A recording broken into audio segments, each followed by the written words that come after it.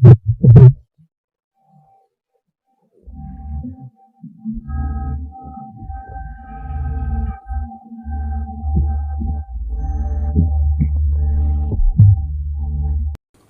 दोस्तों, मेरा नाम करण।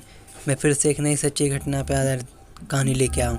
क्या आप सोच सकते हैं कि कोई चुड़ैल किसी व्यक्ति के प्यार में पड़ सके? क्या आप सोच सकते हैं कि वो चुड़ैल को प्यार हो जाए किसी व्यक्ति से? तो मैं आपको यही कहानी बताने जा रहा हूँ, जो एक सत्य घटना पर आधारित कहानी है। ये चुड़ैल एक व्यक्ति तो अपना दिल दे बैठी थी।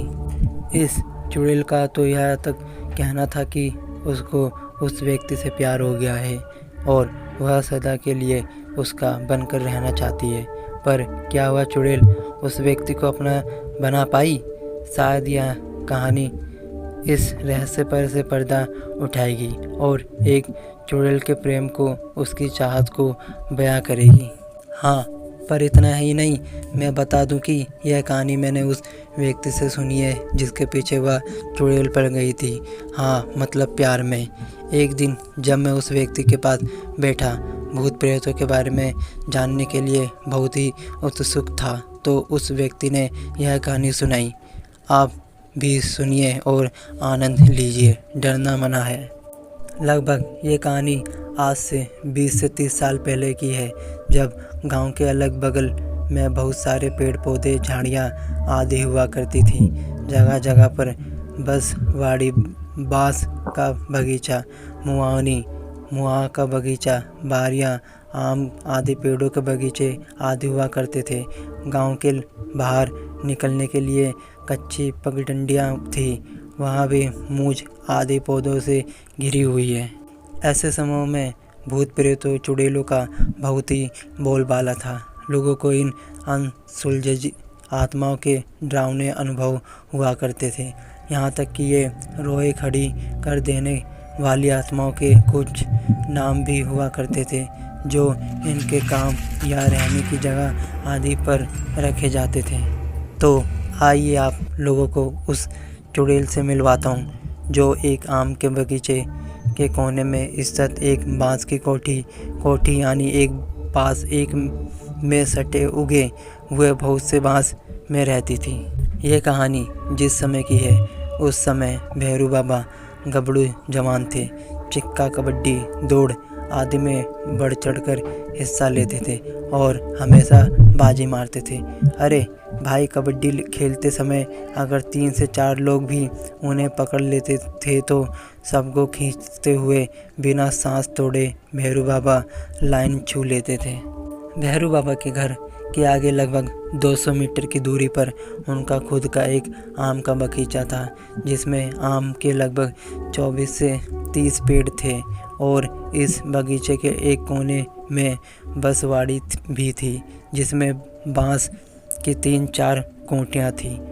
आम का मौसम था और इस बगीचे के हर पेड़ की डालियाँ आम से लदकर झूल रही थी। दिन में भैरू बाबा के घर का कोई व्यक्ति निर्भर नहीं इन आम की रखवाली करता था, पर रात को रखवाली करने का जिम्मा भैरू बाबा का ही था। रात को ही भैरू बाबा खाने पीने के बाद अपना बिस्तर और बसखटिया उठाते थे और सोने के लिए इस आम के बगीचे में चले जाते थे। एक रात भैरू बाबा बगीचे में अपनी बसखटिया पर सोए हुए थे, तभी उनको बसवाड़ी की तरफ कुछ आहट सुनाई दी। भैरू बाबा तो जग गए, पर खाट पर पड़े पड़े ही अपनी नज़र बसवाड़ी की तरफ घुमा दिए। उनको बसवाड़ी के कुछ बांस हिलते हुए नजर आ रहे थे, पर हवा न बहने की वजह से उनको लगा कि कोई जानवर बांसों में घुसकर अपने शरीर को रगड़ रहा होगा और शायद इसकी वजह से ये बांस हिल रहे हैं। इसके बाद भैरू बाबा उठकर खाट पर ही बैठ गए और अपनी लाठी संभाल लिए।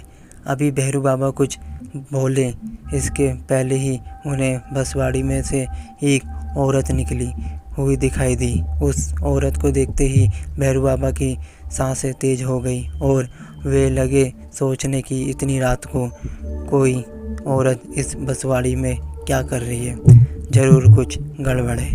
अभी वे कुछ सोच ही रहे थे कि वे औरत उनके पास आकर कुछ दूरी पर खड़ी हो गई और भैरू बाबा का तो हक्का बक्का सब गुल हो गया।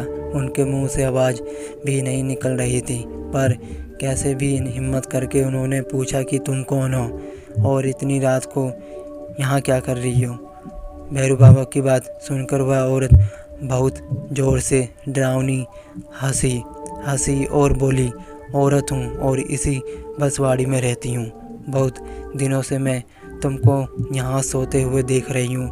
धीरे धीरे मुझे अब तुमसे प्यार हो गया है। मैं सदा तुम्हारी होकर रहना चाहती हूँ। भैरू बाबा को अब यह समझते देर नहीं लगी कि यह तो वही चुड़ैल है जिसके बारे में लोग बताते हैं कि इस बगीचे में बहुत साल पहले कुम्हक्कड़ मदारी जादूगर परिवार आकर लगभग 3 से 4 महीने रहा था और एक दिन कुछ लोगों ने उस मदारी परिवार की एक 20 से 22 साल की बालिका को इसी बसवाड़ी में मरे पाया था और मदारी परिवार वहाँ से अपना बोरिया बिस्तर लेकर लरदार था और वहीं बालिका चुड़ैल बन गई थी क्योंकि उसकी हत्या गला दबाकर की गई थी।